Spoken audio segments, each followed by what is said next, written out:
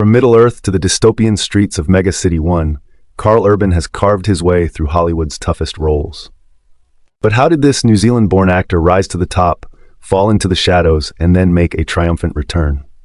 And what about the things you didn't know? Buckle up, because we're about to dive into the untold story of Karl Urban. The early years. Born in Wellington, New Zealand, in 1972, Karl Urban grew up in a household connected to the arts. When I was about 8, my mother worked at film facilities in Wellington, New Zealand, and they would screen whatever movie that they had just worked on. His mother worked in film production, sparking his passion for acting early on. By the time he was 8 years old, Urban had already appeared in his first television role in New Zealand.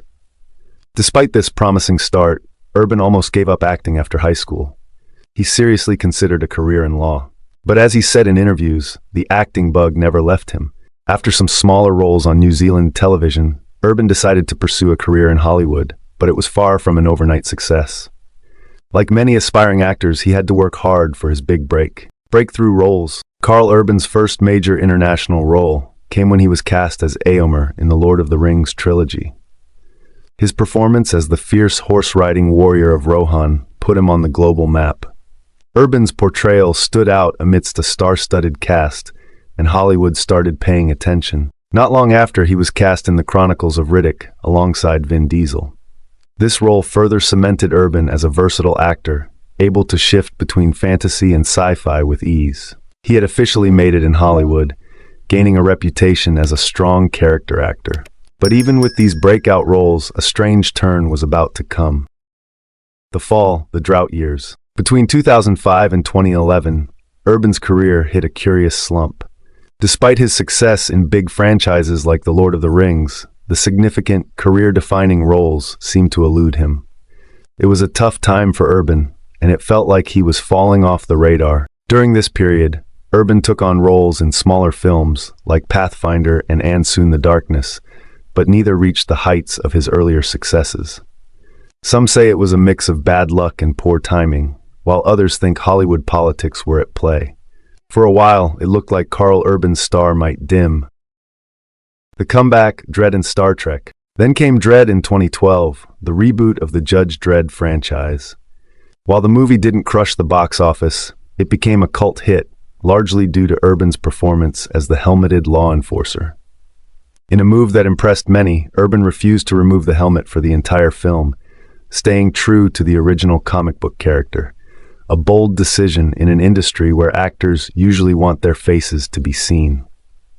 This commitment earned him respect from both fans and filmmakers alike. Around the same time, Urban took on the role of Dr. Leonard Bones McCoy in J.J.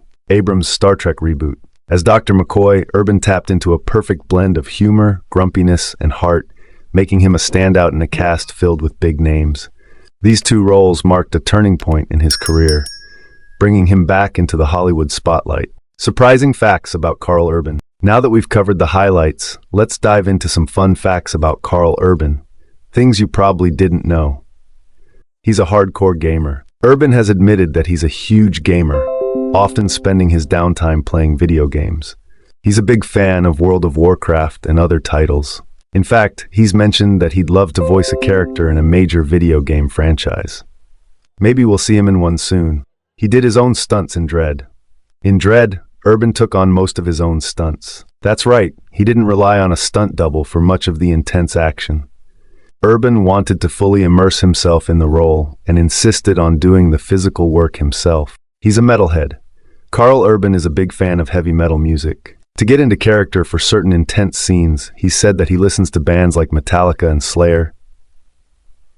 Imagine him jamming out to heavy riffs before stepping on set. It certainly gives his roles an extra edge. He turned down major superhero roles. Did you know that Karl Urban was once considered for both Batman and Thor? That's right, he was in talks for these iconic roles, but turned them down for personal reasons. It's interesting to think about what the MCU or DCEU would have looked like if Urban had taken on either of these superheroes. He still lives in New Zealand. No, I haven't actually had the opportunity to meet her yet, but I will very shortly when we go to the premiere in Los Angeles. Such is the nature of working on an animated movie, and particularly an animated movie that was shot during The Boys and continued success. In recent years, Urban has found massive success in the hit Amazon Prime series The Boys, where he plays Billy Butcher, the anti-hero with a vendetta against superheroes. Oi, Billy! You should have told me you were bringing company. Oi! Oi, Frenchie. Oi! Oi! Stevie Wonder! Will you knock it off? You're doing me head in! Oi! His portrayal of the ruthless, sarcastic leader of The Boys has turned him into a fan favorite and catapulted him back into the limelight.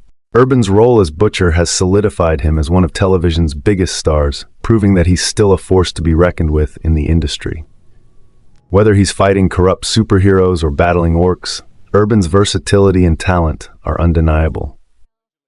Conclusion. Karl Urban's career has been a roller coaster, from his rise in The Lord of the Rings to the quieter years and his triumphant comeback in Dredd, Star Trek, and The Boys.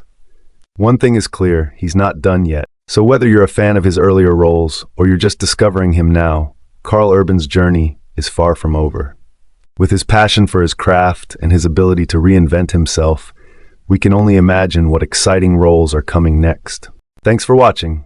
If you enjoyed this video, hit the like button and subscribe for more deep dives into your favorite actors and their untold stories. See you next time. But if I had to, it would be the power to regenerate. So you could get killed a million times? It wasn't killed, but it's like